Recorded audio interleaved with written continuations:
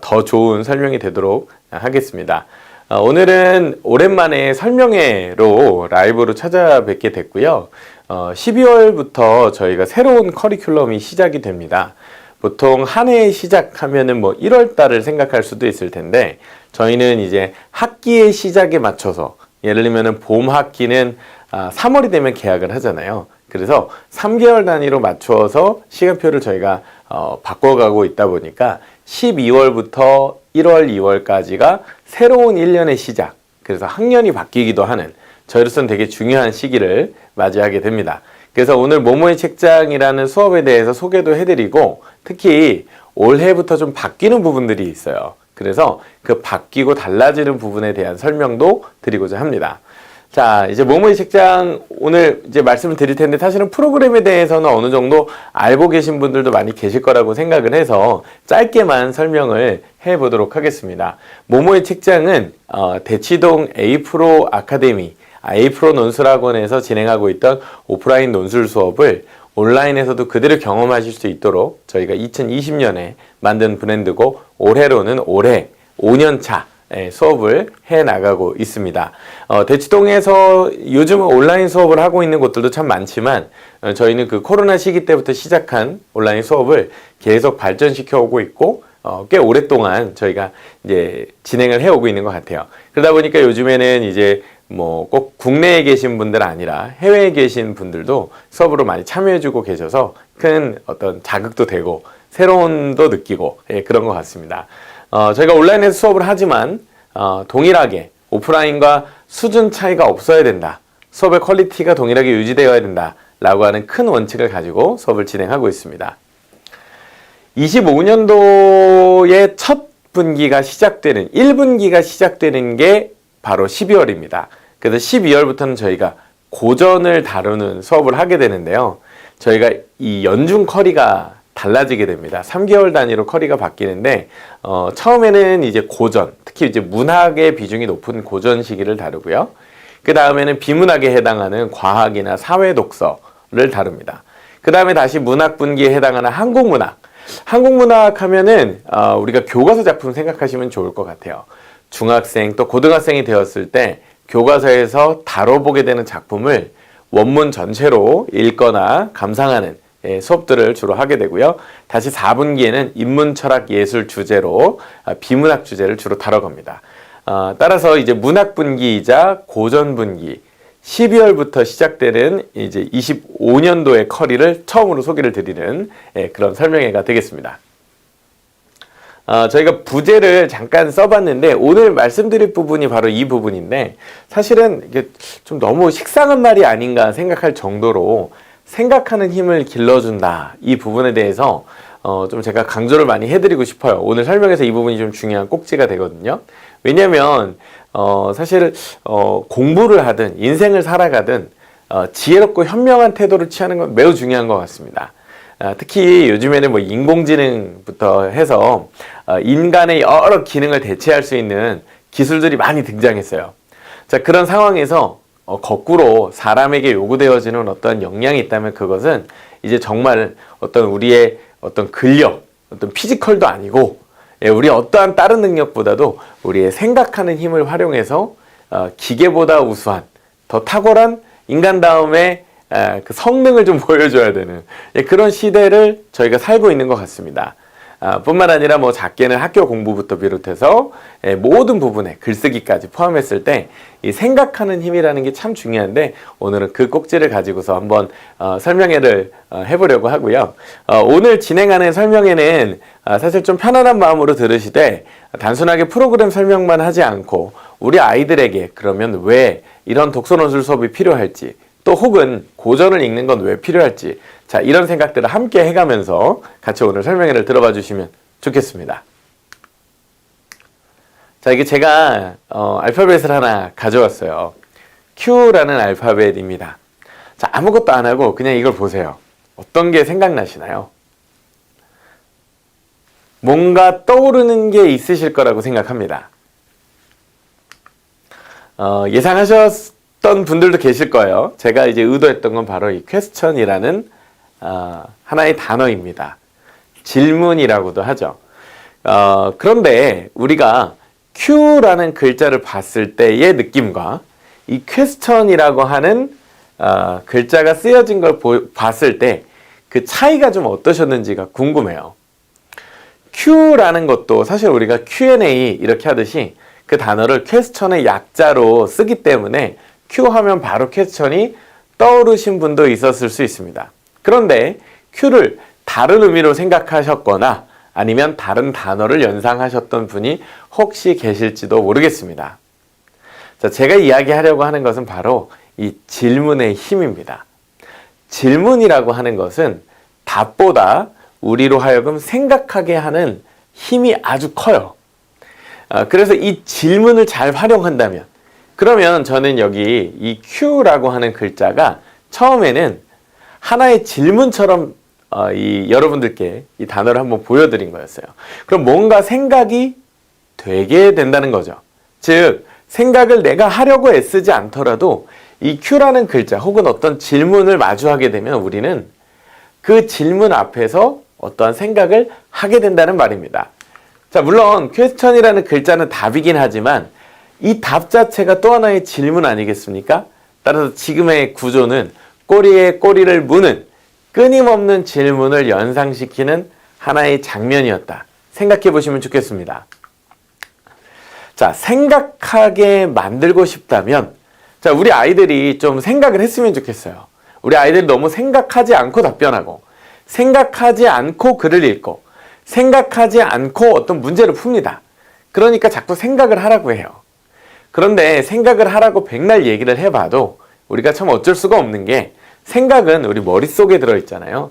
우리 뇌 속에서 이루어지는 어떤 작용이기도 하고요. 그러다 보니까 밖에서 볼 때는 생각을 하는지 안 하는지 알아보기도 힘들고, 생각을 어떻게 훈련해야 되는지 방법을 찾기도 참 힘듭니다. 쉬운 방법을 한 가지 알려드릴게요. 그건 바로 질문입니다. 질문을 하시면 돼요. 생각하라는 말을 100번 하는 것보다 질문을 던져주면, 자, 그러면 100가지 질문보다 또 생각을 도울 수 있는 지혜로운 질문 한 가지를 던지는 게 어쩌면 그 생각하는 힘을 훨씬 더 길러줄 수도 있을 겁니다. 자, 이처럼 생각을 하게 만드는 게 뭐냐? 그게 바로 질문이다. 오늘은 이 꼭지를 꼭 기억하셔야 됩니다. 자, 너무 저희가 잘 아는 그림이에요. 익숙하죠? 저희가 너무 좋아하고 사랑하는 작품인 어린 왕자에 등장한 사파입니다. 실제로 이 사파는 생텍쥐베리가 직접 그렸다고 하죠. 자, 이 장면은 제가 뭘 얘기하려고 하는지 아마 대충 다들 연상하실 거예요. 저 그림을 보고 뭐가 떠오르는지를 또 물어보시려고 하는 건가? 그러기에는 밑에 코끼리가 나와 있고. 자, 여러분, 이 장면을 우리가 어린 왕자라는 책을요, 저희 학원에서는 초등학생들에게 읽혔던 때도 있고요. 작년 같은 경우는 중학교 1학년 학생들이랑도 읽었어요. 중학교 1학년 학생들은 그렇게 얘기할 거예요. 선생님, 어린 왕자 너무 쉬운데 이거 어린 왕자 전에 다 읽었던 거예요. 근데 이거 가지고서 무슨 수업을 해요? 내용도 너무 쉬운데 저 다 알아요. 이렇게 얘기할 수도 있어요. 그런데 이 이미지는요, 사실은 서울대학교 면접 문제에 불과 한 3년 전쯤 등장했던 적이 있었습니다. 그 면접 문제의 질문은 이런 거였습니다. 어른의 인식이 중요한가? 아이의 인식이 중요한가? 이게 서울대학교 면접 문제 1번이었습니다. 여러분은 어떻게 생각하시나요? 자, 여러분, 어른의 인식과 아이의 인식 중 그러면 무엇이 중요할까요? 한번 생각해 보세요. 그리고 답변을 떠올려 보세요. 그러면 아마 우리 중에는 이런 고민을 하신 분들이 있을 거예요. 정답이 뭐지? 이게 서울대 면접 문제였다고 하는데 이걸 보아뱀처럼 보는 아이들의 인식이 중요한 건지, 그 속에 들어있는 코끼리가 중요하다라고 생각하는 어른의 인식이 중요했던 건지, 어느 쪽을 답변을 해야 정답이 되지? 자, 그러면 그건 질문의 의도를 잘못 이해한 걸 겁니다. 이 질문은 어쩌면 정답이 없는 질문입니다. 그럼 정답이 없는 질문을 왜 했을까요? 네, 이유는 단순합니다.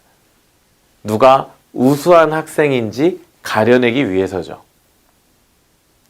우리는 항상 질문보다는 답이 중요하다라고 생각하고 그 정답이 맞았는가를 가르치고 교육하는 그런 문화 속에 살아오고 있습니다. 그러다 보니까 질문 자체에도 인색할 뿐 아니라 질문을 누가 하면 우리는 정답을 고민할 수밖에 없는 그런 교육 환경에서 살아가고 있어요. 물론 정답이 중요하지 않다거나 답을 체크하는 게 나쁜 건 아닙니다. 그런데 우리가 답에 집중할수록 오히려 무엇에는? 질문에는 인색해질 수 있다는 거죠. 그러다 보니까 질문도 좀 어려운 질문을 해야 된다거나 아니면 쉬운 내용은 내가 다 이해하고 좀 굳이 물어봐야 된다면 정말 다른 사람들도 다 모를 것 같은 그런 걸 질문해야 된다고 생각할 수 있어요. 그런데 서울대학교 면접 문제, 그러니까 우리나라에서 가장 똑똑한 학생들을 추려낸다라는 대학교의 면접 문제에서 이렇게 질문이 나왔습니다. 어른의 인식이 중요한가? 아이의 인식이 중요한가? 여러분, 이 질문은 우리 초등학생들이랑도 이야기를 해볼 수 있는 질문이 아닐까요? 자, 그렇게 생각하고 대화를 나눌 수 있게 만들어준 힘이 어디 있습니까? 바로 이 질문에 있는 겁니다. 따라서 누구나 어린 왕자를 읽고 누구나 생텍쥐베리의 이 사파를 다 유명하게 알고 있지만 누군가는 어른의 인식이 중요한가? 아이의 인식이 중요한가라는 질문을 떠올리고 누군가는 코끼리 보아뱀 뭐 다 아는 거잖아 라고 이야기하고 그친다는 거죠. 이게 바로 질문을 던지면서 읽는 아이와 그냥 보는 아이의 차이인 겁니다. 어린 왕자의 또 다른 장면을 보면 요런 상자가 등장해요. 이게 어느 맥락에서 등장하는지 혹시 기억하세요? 자, 이게 바로 그 어린 왕자 그 소년이 양을 한 마리 그려달라고 하는데 이 참 비위를 맞추기가 어렵습니다. 이건 너무 말라서 좀 마음에 안 들고 이건 너무 못났대. 자, 그러니 이 어린 왕자가 좋아하는 양을 어떻게 그릴까 고민을 하던 주인공이 꾀를 냅니다. 이것은 상자야. 네가 원하는 양은 이 안에 들어있어. 자, 그러면 제가 질문을 만들어 보도록 기회를 드릴게요. 여러분은 이 장면을 보고 어떤 질문이 떠오르시나요? 생각해 보세요. 질문을 만들어 보는 거죠. 여러분, 이 내용은 우리가 다 아는 내용입니다.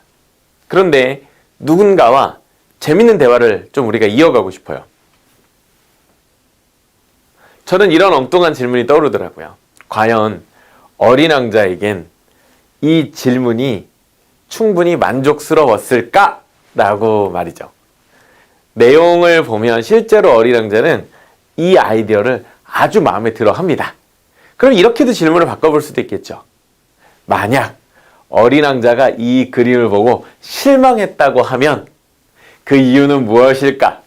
이렇게도 질문을 던져볼 수 있어요. 질문이 재밌는 겁니다, 여러분.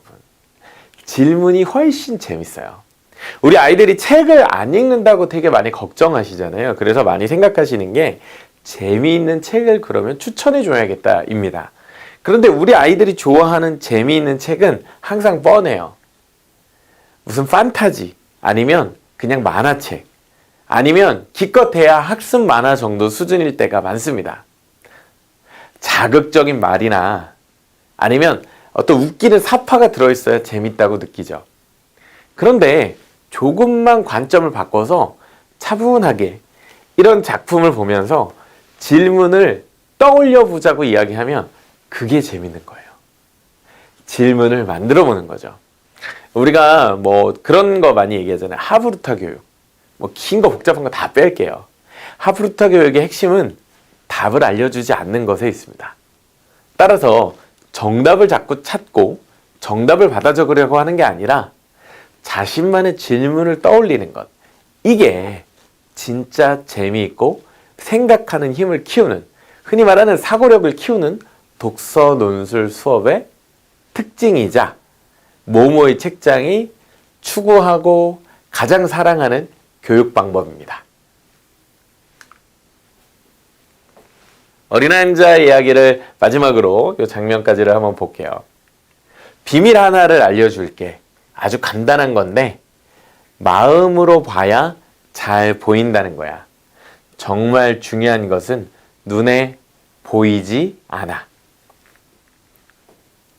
이 어린 왕자라는 작품은요, 소설의 형식을 지니고는 있지만 사실 한편의 시같이 느껴질 때가 좀 많아요. 그러니까 시를 접할 때처럼 굉장히 서정적이고 우리의 그 마음을 이렇게 노크합니다. 여러분 이 문장 속에서의 울림이 좀 느껴지시나요? 이걸 좀 음미할 수 있어야 합니다. 우리가 이 내용이 무엇을 의미하는지를 사실적 정보로 이해하는 건 그렇게 어렵지 않을 거예요. 그런데 정말 중요한 것은 우리 눈에는 잘 보이지 않고 그것은 마음으로 봐야 한다라는 어린 왕자의 말을 마음 깊이 느껴보고 담아보는 경험. 정말 그러한가? 물론 어른들이라면 이 말이 되게 뭉클할 거예요. 그런데 아이들의 경우에는 과연 이 문장에 공감할 수 있을까요? 충분히 가능합니다. 단, 그렇게 공감할 수 있도록 읽혀야 해요. 빨리 해치우듯이 장을 넘기는 게 아니에요. 시집은 그렇게 읽는 게 아니잖아요. 어린 왕자라는 작품도 그렇습니다. 제가 어린 왕자를 예를 들어 말씀을 드리고 있는데 어린 왕자뿐 아니라 모든 고전 작품을 읽을 때는 그 고전 작품에 어울리는 읽는 방법으로 읽고 접근해 가야 합니다. 그래야 그 맛을 경험할 수 있거든요. 이 안에 담겨진 재미를 맛볼 수가 있거든요. 그래서 그 부분이 굉장히 다르고 또 굉장히 매력적이기 때문에 그 사실을 아이들에게 경험을 시켜주는 겨울방학이 된다면 너무 멋지지 않을까요? 네, 그런 생각을 좀 해봅니다. 그런 의미에서 겨울방학 저희가 이제 고전 읽기에 대한 얘기를 좀 해드리긴 했는데 고전 읽을 때 우리가 이제 먼저 생각하는 게 무엇을 읽은 것 같아요. 그러니까 무슨 책을 읽어야 되냐? 뭐 고전을 읽는다고 해도 대체 무슨 고전을 읽어야 되냐? 그런데 제가 강조해드리고 싶은 것은 어떻게가 더 중요하다는 겁니다. 어떻게 읽느냐에 따라서 고전은 정말 재미있는 책이 될 수도 있고요. 재미가 하나도 없는 책이 될 수도 있는 거예요. 생각하고 질문하고 읽으면요. 한쪽을 읽어도 너무 재밌는 거고요. 그렇지 않고 빨리 읽고 지식을 얻어야겠다. 그냥 내가 이 책을 다 읽었다는 걸 자랑해야겠다는 정도의 생각을 가지고 이 책을 후루룩 넘기고 있다면 진짜 재미가 하나도 없을 겁니다. 그래서 제가 얼마 전에 학습관 설명회를 할 때도 한 학부모님이 질문을 해주셨어요. 이과 진로를 준비하는 친구인데 어떤 책을 읽으면 좋을까?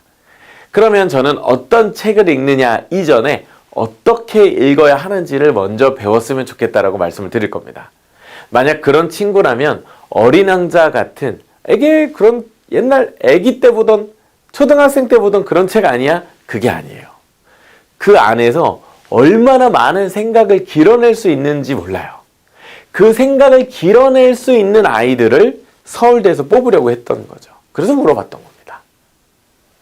질문이 정말 중요한 겁니다. 따라서 질문하는 법을 배워야 합니다. 저희가 이제 질문 이야기 할 때 항상 빠지지 않는 내용이 있어요. 그게 바로 뭐냐면 하크니스 테이블 이야기인데요. 하크니스 테이블은 저희가 만든 게 아닙니다. 하크니스 테이블은 저도 우연히 이제 지금 한 10년쯤 된 것 같아요. 10년 전에 우연히 방송을 통해서 저도 알게 됐습니다. 자, 이 하크니스 테이블이라고 하는 건요. 여기 잠깐 보시면 나와 있는데 필립스 엑시터라고 하는 우리 보딩스쿨이라고도 하는 미국의 쉽게 말하면 고등학교가 있어요. 근데 명문 고등학교인 거죠. 어느 정도로 명문 고등학교냐면 학교가 아주 작은데도 불구하고 졸업생의 20% 30% 정도가 하버드에 갑니다. 그거보다 많은 숫자는 아이비, 우리가 흔히 아는 미국 명문 대학에 다 진학을 하고요. 대표적인 졸업생이 있어요. 혹시 얼굴 누군지 알아보실 수 있을까요? 마크 저커버그입니다. 페이스북의 창립자죠. 지금은 메타로 이름이 바뀌었지만.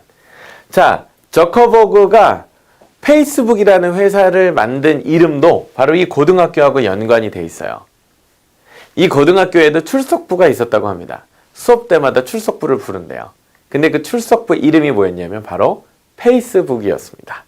그래서 페이스북이라는 이름을 만들게 됐던 것도 어쩌면 저커버그가 나왔던 필립스 엑시터 고등학교 때문이었는데 그 필립스 엑시터 고등학교의 가장 명물 중에 명물은 이 저커버그가 아니라 바로 이 하크니스 수업입니다.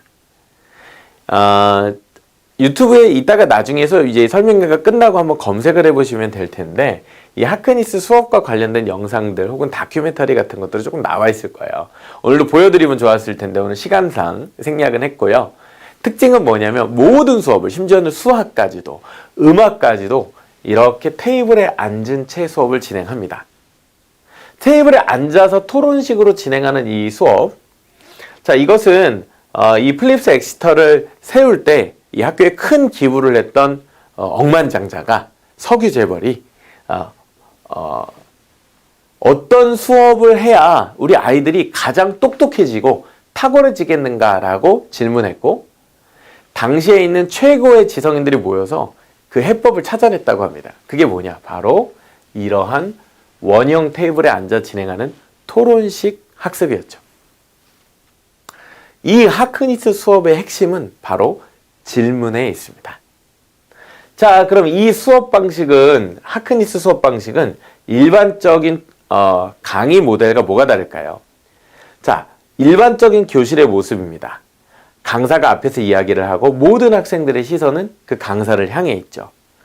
강사가 하는 말을 듣거나 받아 적게 됩니다. 그것을 수용하게 되죠. 이걸 렉처 중심의 수업, 일방향적 수업이라고 합니다. 자, 그런데 하크니스식 수업에서는 모든 아이들이 상호 간의 질의와 응답을 하며 상호 토론을 통해 수업이 진행됩니다. 자, 그때 교사의 역할은 수업을 이끌고 가는 리더가 아니라 이러한 토론과 회의를 중재해가는 코치의 역할을 하게 됩니다. 그만큼 하크니스 수업은 학생들의 많은 참여가 필요하기도 하고요. 또 그렇게 질문과 토론 중심으로 이루어진 수업이다 보니 자연스레 선생님보다는 학생들의 역할이 되게 중요한 수업이죠. 제가 10년 전에 에이프로 학원을 처음 시작을 하면서 이 목표와 비전을 가졌습니다. 하크니스 수업을 해야겠다. 그리고 저희가 오프라인에서는 2018년도부터 하크니스 수업을 실제로 시작을 했고요. 그 다음에 2024년부터는 온라인에서도 그 하크니스 수업을 이제는 구현할 준비가 됐습니다. 진지게 하면 안 됐냐고요? 저희가 일찍 더 해보고 싶었지만 이 수업을 하기 위해서는 학생들의 준비가 필요했습니다. 학생들이 스스로 질문을 던질 수 있는 훈련이 돼야 했는데 그걸 오프라인에서는 저희가 해봤지만 온라인에서는 안 해봤거든요. 그래서 저희가 올 상반기 동안에 여러 가지 테스트들을 통해서 이 하크니스 수업이 가능하고 엄청난 성과들을 만들어낸다는 것을 검증한 뒤에 이제 12월부터는 본격적으로 하크니스 수업을 온라인, 특히 모모의 책장에서 적극적으로 펴나갈 계획을 갖고 있습니다. 이게 또 이제 제가 무슨 얘기 할 것 같으세요? 요거 장면을 보고 한번 떠올려 보세요. 알을 깨고 나온다는 표현을 우리가 할 때가 있습니다. 알을 깨고 나온다. 이게 뭐냐면 스스로 질문을 던지는 아이가 되는 거예요. 그런데 내가 알을 깨고 나오면 병아리가 되지만 다른 사람이 알을 깨면 달걀 후라이가 되는 거죠. 자, 병아리로 자라지 못하는 특징이 뭐냐면 내가 질문을 던지는 게 아니라 다른 사람들이 질문을 던지고 나는 답하기에 급급한 거예요. 질문을 던질 줄 아는 아이가 되는 것. 그것은 알을 깨고 나오는, 즉 스스로 배우고 성장할 수 있는 사람이 됐다는 걸 의미합니다. 그런데 일평생 질문에 시달리던 사람이 되면 언제나 질문이 와서 나를 깨트려요. 그러니까 질문 앞에 항상 두려운 존재가 되는 거죠. 겁먹고. 자, 그런데 이 알을 깨고 나오는 질문을 던지려면은요, 단계가 있습니다. 차근차근 가야 돼요. 바로 그냥 애들한테 가서 야, 질문 좀 해봐. 이게 될 일이 아니에요. 차근차근 가야 됩니다. 자, 그럼 어떻게 질문하나 이걸 한번 해볼게요. 우선 첫 번째는요, 읽기가 바로 돼야 돼요. 엉뚱한 질문 물론 다 받아줄 수는 있어요. 근데 고학년으로 올라갈수록 맥락과 상관없는 던지면 이 티키타카, 대화와 토론의 흐름이 끊어지게 됩니다. 상대방의 의도도 잘못 이해하게 되고요. 그렇기 때문에 텍스트를 제대로 읽는 연습부터 해야 됩니다. 따라서 정독에는 정답만을 추구하는 건 아니지만 적어도 글을 쓴 사람, 글쓴이의 의도를 정확하게 파악해야 합니다.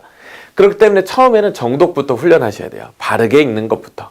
따라서 질문이 중요하다 하더라도 그냥 질문부터 훈련할 게 아니라 텍스트를 깊이 읽고 바르게 읽는 것부터 연습을 해야 됩니다. 두 번째 단계가 질문이에요. 질문은 어떻게 해요? 생각을 하게 만드는 원동력이다. 선생님의 질문을 통해서도 아이들이 생각을 하게 되고요. 아이들 스스로 서로 간에 아니면 내가 질문을 만드는 과정에서 생각을 하게 됩니다. 따라서 질문이 그 다음으로 강조되어야 될 키워드입니다. 세 번째는 고전이에요. 고전은 오래된 책이 핵심이 아니에요. 바로 위대한 사상가들의 이야기를 듣는 것입니다. 바로 그 생각의 달인들이죠. 예를 들면 플라톤, 아리스토텔레스, 톨스토이, 우리가 알고 있는 조지 오웰, 모든 작가들은 사실은 다 당시대의 천재들입니다. 근데 그 당시대를 살았던 천재들을 우리가 만날 수가 없잖아요. 그래서 그 천재들의 사유, 생각을 엿봄으로써 우리가 그들과 같이 정말 위대한 생각을 할 수 있게 성장하는 거죠. 자, 순서 기억하시죠?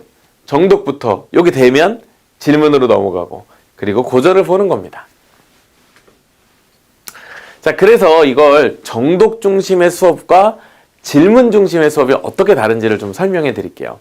저희가 이 하크니스반은 12월부터 개강을 하고 12월부터는 저희가 이제 재원생들을 대상으로 또 혹은 신규생들을 대상으로도 수업을 할 텐데 이게 정규반과 좀 차이가 있습니다. 그 차이를 좀 이해하시도록 말씀을 좀 드려볼게요. 자, 우선 정규반은요, 정독 중심의 수업입니다. 바르게 읽는 것부터 훈련해야 됩니다. 자, 저희 이제 모모의 책장 리스트를 아시는 분들은 다 그 책 리스트를 굉장히 좋아하는데 사실은 그 책 리스트를 제대로 읽고 소화하는 것만 해도 대단한 겁니다. 대부분의 친구들이 잘 도전도 하지 않고 흥미도 못 느껴 하는 하지만 굉장히 좋은 재미있는 책들을 저희 아이들에게 저희가 선물해요. 그러면 그 책들을 읽으면서 아이들이 이런 내용이 이런 재미가 그걸 경험하는 거면 충분한 거예요. 자, 그래서 정규반은 교재를 충실하게 작성하고 채워나가면서 선생님과 질의응답을 하게 됩니다. 선생님과 1대1로 수업을 하기도 하고 그룹으로 수업을 하기도 하는데 공통점은 뭐냐면 교재에 나와 있는 질문들을 통해서 생각하는 법을 훈련하는 거예요. 두 번째는 질문을 통해서 문장과 단락의 내용을 조금 더 깊이 생각해보는 훈련을 하게 됩니다. 자, 우리가 질문에도 사실적인 확인을 위한 단순한 질문이 있는가 하면 추론적이거나 비판적인 형태의 질문들은 생각을 굉장히 많이 해야 되거든요. 따라서 이 수업들은 이 질문을 통해서 깊이 생각하도록 자극을 주는 게 목적입니다. 세 번째로는 자신의 생각을 단순히 제시문을 요약하는 것만이 아니라 책을 요약하는 게 아니라 나의 생각을 한 편의 글로 만들어내고 끄집어내고 완성시켜보는 경험을 하는 게 바로 정규반의 수업입니다. 아마 이 정규반 수업은 모모의 책장이 지금 하고 있는 그룹 수업들을 기준으로 했을 때 말씀드린 거기 때문에 이해가 어렵지는 않으실 거예요. 그러면 이거랑 하크니스 수업이 다르다고 하는데 뭐가 다른 거냐? 먼저 하크니스 수업은 스스로 질문을 만들어 와야 합니다. 그러니까 여기는 교재를 중심으로 나가는 수업이 아니에요. 물론 교재에 있는 질문을 다룰 수도 있어요. 근데 교재 질문을 다루지 않을 수도 있어요. 자, 왜 그럴까요? 아이들이 가끔 질문을 한번 가져오라고 하면 진짜 참신하고 깊이 있는 질문을 찾아옵니다. 그럼 그 질문들을 가지고 그 수업을 해나가게 되는 거예요. 야, 오늘은 성호가 만들어 온 질문을 가지고 우리 각자 생각들을 얘기해보자. 혹은 자, 이 질문을 좀 더 업그레이드 시켜서 더 멋있는 질문으로 발전시킬 수 있을까? 그런 이야기들을 하는 거예요. 그러니 이 이야기는 정독이 어느 정도 훈련이 이미 된 친구들이 해야 되는 수업입니다. 두 번째, 함께하는 토론, 친구들 간의 의견을 통해 나의 생각이 자라나는 수업. 자, 우리가 물론 1대1이 편해요. 특히 요즘 들어서 코로나 세대를 보면 느껴지는 게 뭐냐면 다른 친구들과 상호작용하는 걸 되게 부담스러워합니다. 내가 좀 너무 못할까봐 아니면 다른 아이들이 별로 못할까봐 그래서 여러 이유를 들고 혼자서만 수업하기를 좋아하는 친구들도 있어요. 제가 생각할 때는 정말 큰 성장은 우리가 물론 익숙한 거에 머무르는 것도 나쁘다고 할 건 아니겠습니다만은 성장이 없어요. 성장을 하려면 여럿이 함께 만나서 예를 들면 글쓰기도요. 글쓰기가 빨리 늘려면 다른 친구들이 어떻게 썼는지를 글을 봐야 됩니다. 따라서 이렇게 글쓰기라든지 토론 부분에서 함께하는 경험들을 해나가야 실력이 빠르게 성장합니다. 이 부분. 그 다음에 또 특징이 있어요. 글쓰기의 경우에도 리라이팅을 합니다. 리라이팅이라고 하는 것은 썼던 글을 첨삭받고 다시 한번 재작성하는 걸 의미합니다. 저희가 정규반에서도 이 리라이팅을 좀 해주셨으면 하고 바라시는 학부모님들이 계신데 저희가 하지는 않았었어요. 왜 그러냐면 이게 아이들한테 부담을 많이 줘요. 리라이팅을 해야 된다고 하면은 정말 글을 잘 써내고 싶고 완성도 있게 자기 글을 나중에 뭐 중학생, 고등학생이 돼서도 활용하는 포트폴리오로 만들고 싶다. 그러면은 습작 수준의 1차에서 끝나면 안 되고 리라이팅 꼭 해야 돼. 근데 매주 리라이팅을 한다고 생각하니까 이게 너무 힘든 거야. 그러다 보니까 애들이 수업에 점점 흥미를 잃어가고 똑바로 읽고 쓰는 게 아니라 그냥 쓰는 것만 집중하려고 해요. 그러면 안 돼요. 읽기가 확실히 됐을 때 생각하고 쓰기가 돼야 됩니다. 읽기가 우선이에요. 그래서 이렇게 두 수업의 차이가 있습니다. 하크니스는 질문 중심의 수업을 한다. 그리고 리라이팅을 한다. 라고 하는 게 차별점 되겠습니다. 자, 그러면 고전분기 때 모모의 책장에는 크게는 3가지 종류의 수업이 있게 될 겁니다. 첫 번째는 1대1 수업이에요. 지금은 전체 1대1 수업이 모든 수업의 한 10%, 20%밖에 되지 않습니다. 대부분의 학생들이 모모에서는 현재는 그룹 수업을 하고 있어요. 저희도 그걸 바랍니다. 왜? 1대1 수업은 저학년들이 하거나 아니면 초급자, 예를 들면 해외에 살고 있어서 한국어 실력이 아직 좀 부족하다든지 아니면 교과 지식에 대한 이해가 좀 부족해서 같은 학년 수준들보다 조금 쉽게 진도를 나가야 된다든지 그럴 경우 있을 수 있습니다. 하지만 거기에 머물러 있어서는 안 되겠죠.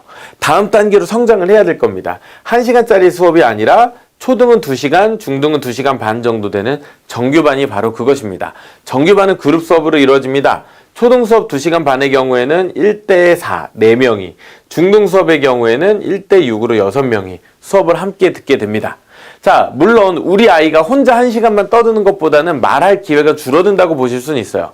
하지만 시간이 2배 이상 늘어나고 또 중요한 것은 다른 아이들의 말하는 걸 들어볼 기회가 생긴다는 것에 대해서 긍정적으로 보셔야 된다는 겁니다. 다른 아이들의 글도 대신 읽어볼 수 있고 다른 아이들의 생각도 들어보면서 아이들은 쉽게 자라납니다. 따라서 그룹 수업 저는 강추드리고요. 겨울방학 시간표 짜실 때 이제까지 혼자 수업 들었다 하더라도 정말 모모의 책장에서 주는 좋은 것들을 마지막까지 다 경험하려면 꼭 그룹 수업을 들어가 보실 필요가 있다는 말씀을 드려봅니다. 세 번째는 하크니스 반인데요. 하크니스 반은 아까 말씀드린 것처럼 정독에 대한 훈련이 되어 있어야 되다 보니까 그냥은 수강할 수가 없고 1년 정도 정규반 수강을 한 학생에 한해서 수강할 수 있는 자격이 생깁니다. 그렇지 않은 경우에 만약에 나는 1년을 다 채우지 못했거나 학원을 처음 오는데 하크니스 반을 듣고 싶다. 그 경우에는 별도의 테스트를 치르셔야 됩니다. 시간은 중학생과 초등학생 모두 합쳐서 2시간 반 정도가 되고 1대6 수업으로 진행이 되게 됩니다. 아까 말씀드린 것처럼 정규반과는 달리 교재는 어떻게 해요? 필요하면 자신이 스스로 풀어가고 대신에 수업마다 질문을 3개씩 만들어 와야 돼요. 이때 처음에는 아이들한테 질문 만들어 오라고 하면 뭐 주인공 이름은 뭐였나요? 이런 질문을 만들어 옵니다. 하지만 시간이 좀 지나면 깊이 생각하고 답변해야 되는 정말 좋은 질문을 찾아내거든요. 그 질문을 훈련하는 수업이 바로 하크니스 반인 거죠. 하크니스 투어 수업의 특징을 다시 한번 정리를 해보겠습니다. 매 시간 수업 준비가 필요해요. 그래서 이건 우리가 평소에 하던 수업보다도 훨씬 더 적극적인 참여가 필요합니다. 토론을 많이 하고 싶잖아요. 그러면 교재를 풀어오는 게 좋아요. 따라서 정규반 때는 그렇게 하지 않아요. 정규반 때는 선생님이랑 같이 교재를 풀어갑니다. 그런데 하크니스 반의 경우에는 교재 풀 시간이 없을 수도 있어요. 따라서 수업 전, 수업 후 시간을 이용해서 수업 때 다 다루지 못한 질문들을 스스로 풀어가야 됩니다. 그것보다 더 중요한 건 뭐예요? 바로 3개씩 수업 질문을 만들어 오는 것이죠. 즉, 한 학생이 한 3개 정도의 질문을 만들어 온다면 5명의 학생이 모이면 15개의 질문이 됩니다. 15개의 질문은요, 한 3시간 동안 수업을 해도 사실 다룰 수 있는 양이 못 돼요. 훨씬 많은 거예요. 따라서 이 질문들을 통해서 수업이 훨씬 알차게 진행될 거라는 걸 예상해 볼 수 있고요. 수업 시간 중에 적극적인 토론과 참여가 필요합니다. 왜냐하면 이 수업은 둥글게 앉아서 진행하는 수업이에요. 온라인으로 진행해도 마찬가지예요. 그 안에서도 서로 이야기를 주고받는 부분이 중요하니까 그런 부분에 매우 적극적인 태도가 필요하고 매주 리라이팅을 해야 됩니다. 따라서 이번 주에 쓸 글뿐만 아니라 지난주에 썼지만 첨삭을 받고 고쳐서 새로 쓴 글까지도 생각을 해야 되니까 사실은 교재의 양이 좀 더 많은 거라고 볼 수 있겠죠. 1년 이상 수강생을 참여한 학생들은 개별 신청, 특히 담임선생님과의 상담을 통해서 지원하실 수 있고요. 신규생들은 테스트를 반드시 보셔야 됩니다.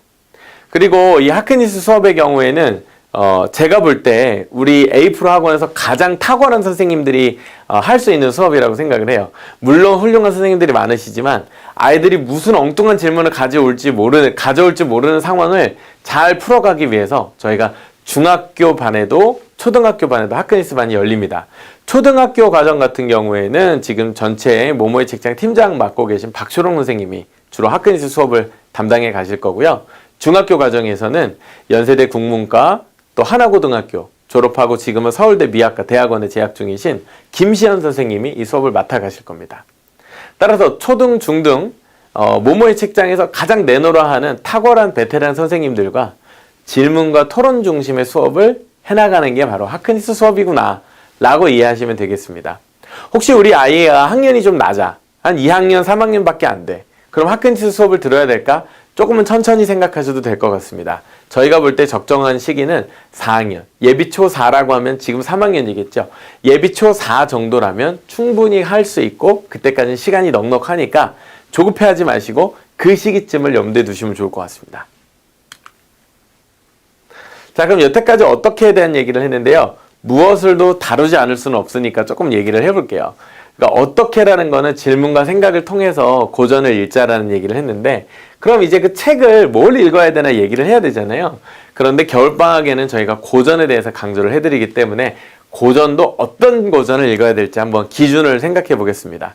먼저 첫 번째는요, 자기 수준이랑 학년에 맞아야 돼요. 물론 너무 쉬워서도 안 됩니다. 하지만 너무 어려워서도 안 되죠. 너무 어려운 걸 아이들이 읽는 수준 정도로 짧게 요약 편집한 책보다는 그 책의 그래도 원전에 가까운 수준을 어느 정도 이해할 수 있는 시기에 그 책을 읽어주는 게 좋을 것 같습니다. 또 한편으로 고전이 너무 쉬워버리면 아이들이 흥미를 잃게 됩니다. 따라서 적절한 도전감을 줄 수 있는 책을 선정하는 게 좋다. 두 번째는 읽는 재미가 있어야 됩니다. 고전은요, 진짜 고전의 가장 큰 매력은 재미가 있어요. 제가 가끔씩 얘기하는 거지만 줄 베른이라는 작가 저는 너무 좋아하고 80일간의 세계 일주 여러 번 읽었습니다.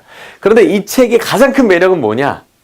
뭐 인문학적 상상력을 자극한다, 근대 과학이라는 아주 멋진 주제를 다뤘다, 다 중요하지만 정말 핵심은 그 책이 재밌다는 거예요. 다음 장의 내용이 궁금해서 앞장에 머물러 있을 수 없을 정도로 재밌다는 얘기입니다. 따라서 읽는 재미가 있는 고전을 읽는 게 중요하고요. 세 번째는 생각하며 읽을 수 있는 고전. 네 번째는 번역이 잘 된 고전. 다섯 번째는 배운 생각들이 이어지고 연결되는 고전입니다.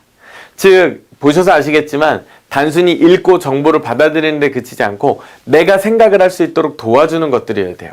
마지막으로는 현대사회에서도 여전히 중요한 질문을 던질 수 있는 그런 고전 작품들을 읽는다면 꼭 지금 시기뿐만 아니라 나중에 고등학생이 되어서도 이 부분의 혜택을 반드시 볼 수 있다, 이렇게 볼 수 있겠습니다. 자, 지금부터는 예시를 좀 들어드릴 거예요. 톨스토이의 작품입니다. 우리 초등학교 한 3학년 정도 학생들이 보는 책인데, 사람은 무엇으로 사는가 라는 작품입니다. 물론 이거는 더 긴 단편의 모음집도 있긴 한데 어린 학생들에겐 이가 한 이야기만을 읽히는 거죠.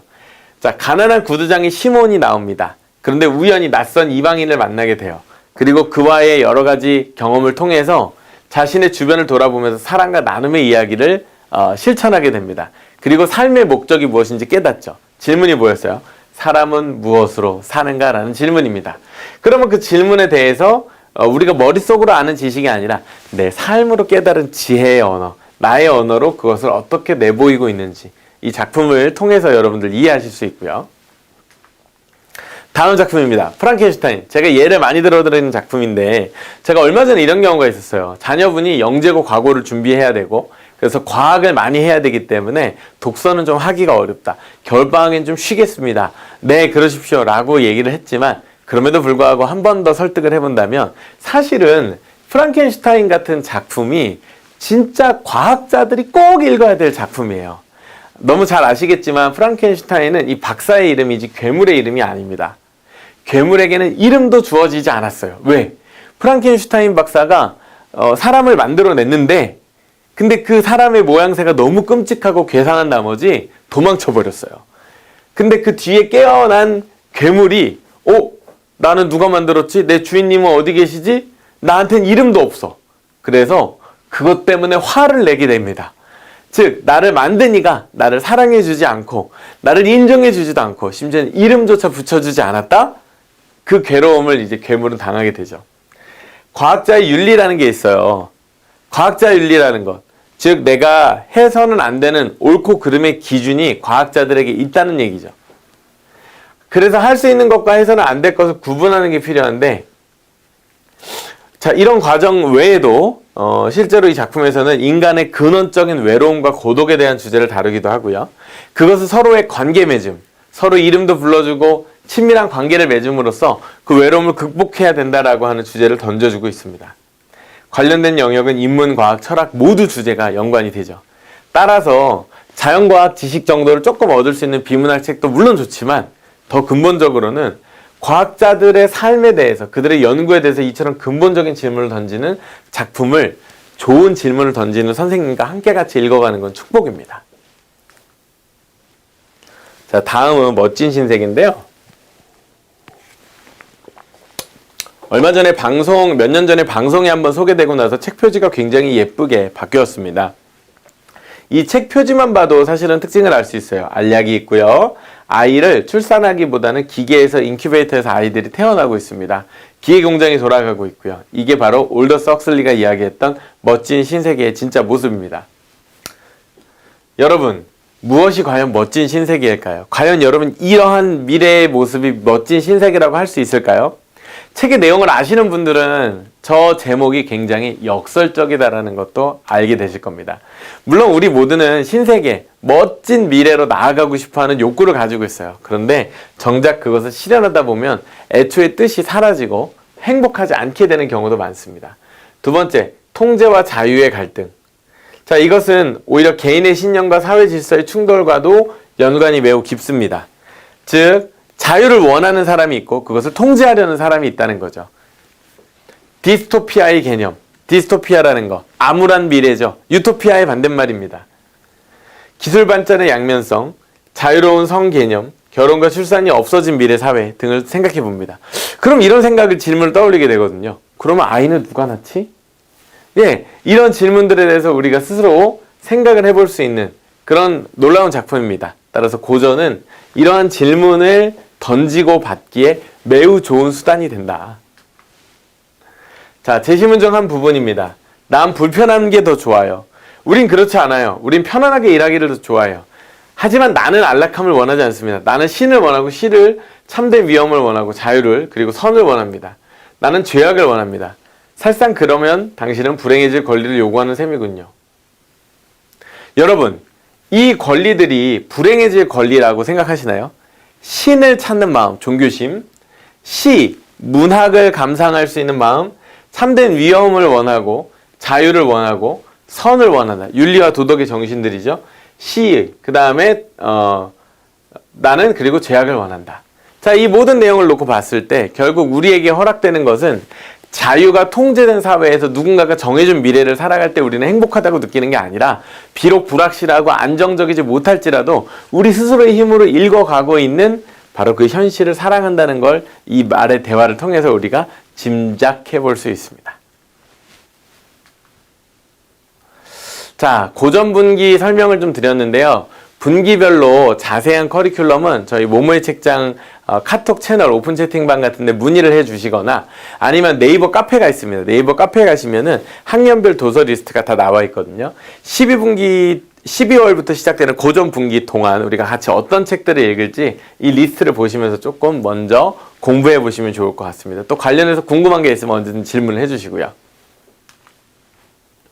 자, 막바지 순서를 조금 다뤄볼 텐데요. 들어가기에 앞서서 질문 올려주신 것들 몇 가지 얘기를 좀 해보겠습니다.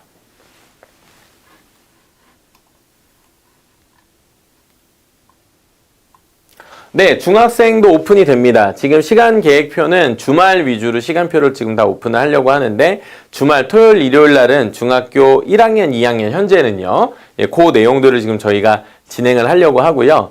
그래서 하크니스반에 대한 관심이 있는 경우에는 학원으로 별도 문의를 해주시거나 담당하시는 선생님과 대화를 나눠주시면 좋겠습니다. 내부적으로 본격 공지도 다시 또 드리게 될 거고요. 1년 정도 수업을 하고 1년 정도 쉬었다면 제가 볼 땐 테스트를 한번 보실 필요가 있을 것 같아요. 왜냐면 독서 수준이 좀 올라갔기 때문에. 근데 뭐 테스트를 너무 걱정해 하시기보다는 테스트 과정을 통해서 하크니스 수업에 과연 지금 적합한지 아니면 정독을 좀 훈련해야 될지 상담을 좀 받아보시면 어떨까 싶습니다. 그 다음에 모모의 책장 수업 자체는 1학년 초등학교 1학년부터, 근데 하크니스 수업은 초등학교 4학년부터 저희가 현재 진행을 하고 있고요. 책은 개별 구매해서 보셔야 됩니다. 저도 아쉬운데 저희가 다 준비를 해드리면 좋을 텐데 다만 이북으로도 많이 보실 수 있어요. 최근에 저희 리스트를 보면 한 80~90% 정도가 이북으로 가능하기 때문에 혹시 그런 이북을 보실 수 있는 환경이 되신다면 같이 고려해 보시면 좋을 것 같습니다. 수업 시간의 경우에는 굉장히 다양한데 오후 시간은 보통 한 4시에서 6시, 그 다음에 저녁 시간은 뭐 사실은 6시 부도 있고 7시 부도 있어서 조금 차이가 있다는 점 말씀을 드립니다. 자, 그럼 이제 마무리를 조금 하면서 겨울방학 특강에 대한 얘기를 잠깐 해볼게요. 저희가 이제 12월 달에 개강을 하는 몇 가지 특강들이 있거든요. 그 소식들을 좀 모아서 전해드리겠습니다. 먼저 시그니처 수업이 있습니다. 자, 시그니처 수업이 뭐냐? 하크니스 수업이라는 거 오늘 처음 들었는데 시그니처 수업은 또 뭐냐 이러실 수 있는데, 시그니처 말 그대로 그 선생님의 어떤 사인과도 같이 아주 독특한 수업들을 의미합니다. 저희가 지금 현재 중학교 1학년, 2학년, 3학년 학생들을 대상으로는 논리적인 글쓰기, 대학 수준의, 이거를 우리는 아카데믹 라이팅이라고 하는데요. 그것을 배우는 최고의 수업을 양재성 선생님이 진행하고 계십니다. 관련해서는 저희가 금요일날 영상을 찍고 다음 주쯤에 다시 한번 오픈을 할 텐데, 자, 이 수업은요, 진짜 하드코어하게 특목고 자사고 갈 친구들, 라이팅 샘플이 필요하거나 아니면 그 학교에 가서도 수행평가 등의 수준이 너무 높아서 좀 미리 경험을 해보고 훈련하고 싶다라고 한 친구들이라면 굉장히 도움이 될 수 있는 수업입니다. 저도 시그니처 수업을 지금 이제 겨울방학 예정을 하고 있는데, 저는 제가 너무 좋아하는 줄 베른의 80일간의 세계 일주를 실제로 학생들과도 한 80일 동안 읽어보는 경험을 해보려고 합니다. 다만 여기서 제가 던지는 질문은 이거예요. 질문을 만들어 보기. 그래서 학생들이 질문을 던지면 제가 그 질문에 답을 좀 해보려고 합니다. 그리고 사실 이 80일간의 세계 일주라고 하는 작품은 굉장히 중요한 문제의식을 많이 가지고 있는데, 첫 번째는 근대화의 주제를 다루고 있습니다. 철도의 등장으로 인해서 전 세계가 하나의 생활권으로 모이게 된 바로 이러한 교통의 변화를 담고 있고요. 두 번째는 문화적인 차이에 대한 입장을 보여주고 있습니다. 인도에 갔어요. 자, 사티라고 하는 아주 악습이 존재합니다. 자, 그런데 이러한 풍습을 볼 때 우리는 어떻게 그것을 존중할 것이냐 아니면 그것을 고칠 것이냐, 즉 특수한 문화와 보편적인 윤리의 관계를 다룹니다. 자, 그것 외에도 저희가 80일간의 세계 일주라는 작품을 정말 샅샅이 읽으면서 이 한 작품을 하나 제대로 읽은 걸 통해서 진짜 이제 와, 책은 이렇게 읽는 거구나, 아니면 내가 이걸 통해서 사실 여기서 어떤 프로젝트 수업처럼 프로젝트 글쓰기를 하나씩 할 텐데, 내가 나중에 수행평가를 하거나 나의 진로와 관련된 어떤 글쓰기를 할 때는 이런 방식으로 접근해야 되겠구나, 그런 것들도 배우게 될 겁니다. 시그니처 수업은 나중에 홍보 영상을 따로 한 번 더 올리기로 하고요. 생각국어도 특강이 있습니다. 겨울방학 문법 특강이 있는데, 자, 보통 우리가 겨울방학 문법 특강은 크게 두 가지 형태로 열립니다. 초등학생들을 위한 혹은 중학생을 위한.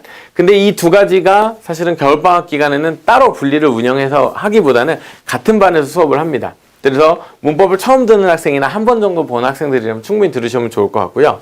특히 올해 겨울방학에는 예비고일들을 위한 문법 특강도 저희가 준비하고 있습니다. 그래서 예비고일인데 문학은 괜찮고 문법만 좀 짚어보고 싶다, 그런 경우 서술형 평가까지 대비하고 싶다, 그런 생각을 가지고 있을 경우에는 저희가 겨울방학 문법 특강 안내 드릴 때 관심 가져주시면 좋겠고요. 다음에는 정규반 개강이 생각국어 과정에는 M이나 B 정도 같은 과정이 개설이 될 예정입니다.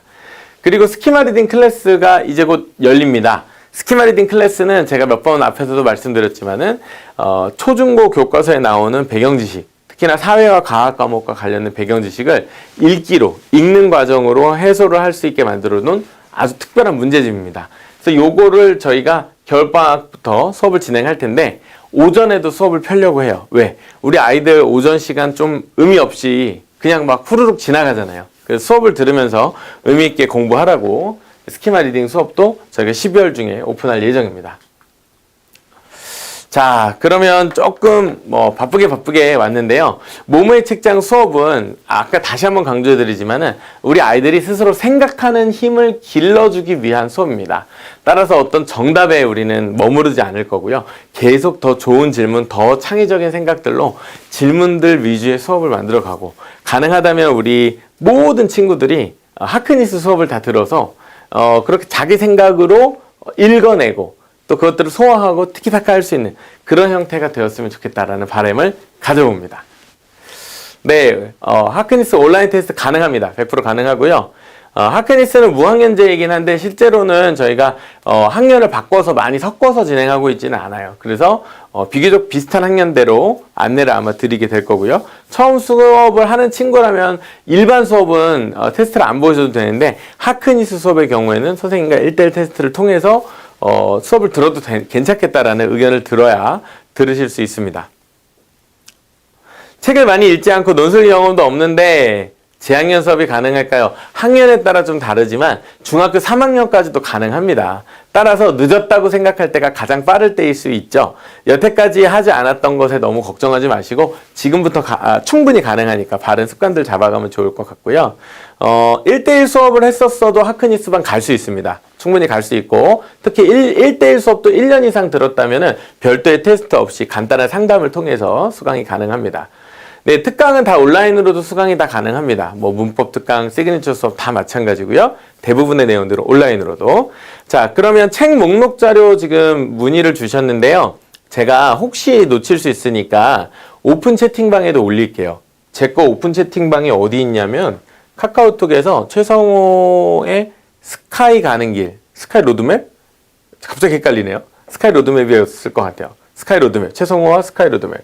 비밀번호가 있습니다. 스카이 로드. 외우기 쉽죠? 스카이 로드니까 거기 들어오시면 제가 이따가 겨울방학 고전 분기 카카오톡 오픈 채팅방입니다. 최성호의 스카이 로드맵. 그래서 거기에 오픈 채팅만 들어오시면 제가 다 올려드리고요. 아니면 학원으로 문의를 주시거나 채널톡으로 문의를 주시면 저희 네이버 카페 링크도 보내드리고 내용들 리스트를 보내드리니까 참고하시면 될 것 같습니다. 네, 좋습니다. 다음 달부터 같이 시작해 주신다면 너무 좋을 것 같고요. 제가 요새 학습관 이야기를 좀 가끔 하고 있어요. 학습관 이야기를 하면서 학습관의 핵심이 뭐냐면 학과 습, 배우는 과정과 그걸 익히는 과정. 근데 1등급 받는 친구들의 특징은 뭐예요? 배우는 걸 잘하는 것도 잘하지만은 그걸 내 걸로 만드는 습을 되게 잘해요. 근데 이 학습, 즉 내가 스스로 배우고 학습 능력이 뛰어난 친구들일수록 강의를 듣지 않고 강의에 의존하지 않고 혼자 공부하는 시간이 많습니다. 그런데 강의에 많이 의존하고 혼자 공부를 잘 안 하는 친구들과 강의를 조금만 듣고 자기 스스로 공부하는 양이 많은 친구의 결정적 차이가 뭘까요? 네, 놀랍게도 그거는 바로 독서에서 결판이 납니다. 자기주도적 학습이라는 말이 좀 너무 어렵고 그걸 굳이 해야 되나라고 우리 애가 그걸 할 수 있을까 생각이 드실 수 있지만 고등학생이 되면 다 모두가 자기주도식 학습을 해야 됩니다. 왜냐하면 과제를 더 이상 부모님이 해주실 수가 없거든요. 그래서 그걸 생각해 볼 때 자기주도적 학습, 스스로 학습할 수 있는 능력, 자, 그건 무조건 길러야 된다. 뭘로 길러야 된다? 독서로 기르는 겁니다. 왜요? 독서를 하면 생각하는 법을 기르게 되고요. 생각하는 법을 계속 훈련하다 보면 똑똑하고 현명하고 지혜로워지고요. 그러면 당연히 학습 역량이 올라가는 거거든요. 이게 저희가 지금 학습관을 설명하면서도 어쩌면 국영수 사과보다 더 중요한 게 독서일 수 있다는 생각을 최근에 더 해보고 있습니다. 만약에 논술 수업까지는 좀 어렵다면 책이라도 꼭 읽어봐야 할 일이고요. 만약에 여유가 되신다면 논술 수업을 통해서 아까 이야기했던 것처럼 상호 간의 질문을 던지고 깊이 생각하는 훈련들을 꼭 같이 해가시면 너무 좋을 것 같습니다. 네, 오늘 설명회는 조금 컴팩트하게 제가 진행하려고 해서 1시간 정도 분량으로 제가 준비를 했고요. 오늘 준비한 설명은 다 했고 또 좋은 질문들 올려주셨는데 제가 답변은 대충 다 드렸던 것 같습니다. 그 외에 궁금하신 내용들은 아무래도 저희가 직접 전화 통화 등을 통해서 안내해 드리는 게 좋을 것 같고요. 학원으로 연락 주시거나 카카오톡 채팅 등으로 문의 주시면 언제든지 저희가 친절하게 응답을 해드리도록 하겠습니다. 네, 그러면 이제 겨울방학 앞두고 계획 세우느라 분주하실 텐데 특히 책 읽기 계획 꼭 까먹지 마시고 특히 고전에도 한번 좀 도전해 보시는, 그리고 질문하고 토론하고 답을 찾기보다는 질문을 찾아 만들 수 있는 그런 멋진 수업을 꼭 다들 같이 경험해 보실 수 있었으면 좋겠습니다. 네, 그럼 저는 오늘 설명이 여기서 마치고 네, 또 다음 시간에 또 유익한 내용으로 찾아뵙도록 하겠습니다. 긴 시간 경청해 주셔서 감사하고요. 네, 또 다음 영상이나 라이브 컨텐츠 때 뵙도록 하겠습니다. 감사합니다.